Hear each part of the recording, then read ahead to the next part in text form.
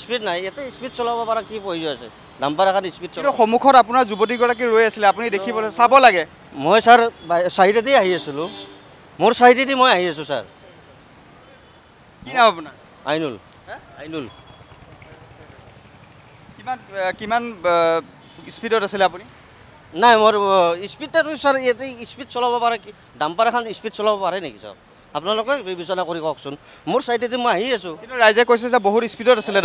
ৰাইজে ক'লেতো নহ'ব ভাই ৰাইজে আৰু কেনেকৈ হ'ল ঘটনাটো কেনেকৈ হৈছিলে মোৰ চাইডেদি মই যাই আছোঁ এনেকুৱা তেখেতে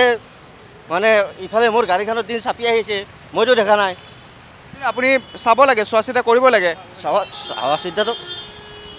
চিতাটো কৰি আছোঁ ন ডাম্পাৰৰ চালক আৰু এনেধৰণে এতিয়া ডাম্পাৰৰ চালকক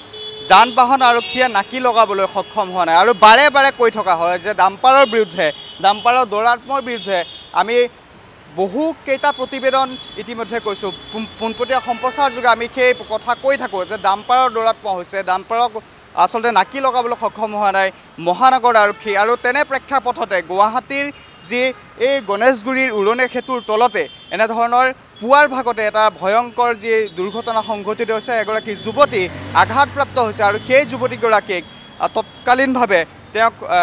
লৈ যোৱা হৈছে গুৱাহাটীৰ GMCHলৈ আমি অকণমান যদি সম্ভৱ হয় ময়ূৰৰ সহযোগত আমি সেই দৃশ্যটো দেখুৱাৰ চেষ্টা কৰিম যে কেনেধৰণৰ ঘটনা সেয়া কথা উল্লেখ কৰিছে আৰু ডাম্পাৰখনৰ আমি দৃশ্য দেখুৱাৰ চেষ্টা কৰিম আৰু ডাম্পাৰৰ দৌৰাত্মৰ কথা বাৰে বাৰে কৈ থকা হয় যে ডাম্পাৰৰ এনেধৰণৰ যি দ্ৰুতবেগী ডাম্পাৰৰ ফলতে বিভিন্ন ধৰণৰ ঘটনা সংঘটিত হৈ আছে কোনোবাই হয়তো প্ৰাণ পৰ্যন্ত যাবলগীয়া হৈছে প্ৰাণ হেৰুৱাবলগীয়া হৈছে বহু পৰিয়ালৰ লোকে এনেধৰণৰ ডাম্পাৰৰ দৌৰাত্মৰ বাবে ডাম্পাৰৰ যি গতিবিধি ৰোধ কৰিব নোৱাৰাৰ বাবে এই ডাম্পাৰৰ যি চেপাত আজিও এনেধৰণৰ এটা দুৰ্ঘটনা সংঘটিছে মই ডাম্পাৰখনৰ নাম্বাৰটো অকণমান যদি সম্ভৱ হয় সেই ডাম্পাৰৰ নাম্বাৰটো মই দেখুৱাৰ চেষ্টা কৰিম যে AA06 AC 5995 এই নম্বৰৰ ডাম্পাৰ আৰু এই ডাম্পাৰখন দিছপুৰ অভিমুখৰ আহি আছিলে গণেশগুৰি যেতিয়া পাইছিলে যুৱতীগৰাকী তাৰ নিচেই কাষতে আছিলে কিন্তু মহতিয়াই লৈ যায় এই ডাম্পাৰখনে আৰু ইতিমধ্যে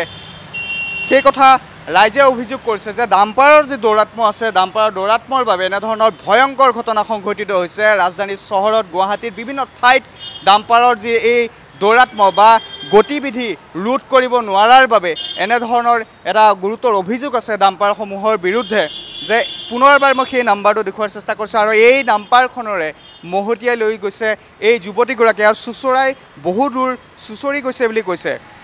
সেই কথা উল্লেখ কৰিছে স্থানীয় যিসকল লোক আছিলে সেই লোকসকলে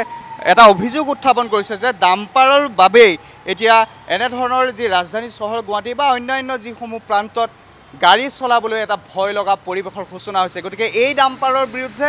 যান বাহন আৰক্ষীয়ে কেনেধৰণৰ কঠোৰ ব্যৱস্থা গ্ৰহণ কৰে বা চৰকাৰে কেনেধৰণৰ বা প্ৰশাসনে কেনেধৰণৰ এটা কঠোৰ ব্যৱস্থা আনি দিয়ে তাক লৈ কিন্তু চিন্তিত হৈছে কাৰণ এইবাবে যে এনেধৰণৰ ঘটনাৰ পুনৰাবৃত্তি প্ৰায় হৈ আছে কিন্তু তৎসত্ত্বেও কিন্তু এনেধৰণৰ ডাম্পাৰৰ যি নাকি লগাবলৈ সক্ষম হোৱা নাই বা ডাম্পাৰৰ যি চালকসমূহক যি স্পীড লিমিট আছে সেই স্পীড লিমিট কিন্তু কণ্ট্ৰল কৰিবলৈ সেয়া সক্ষম হোৱা নাই আজি কোপতি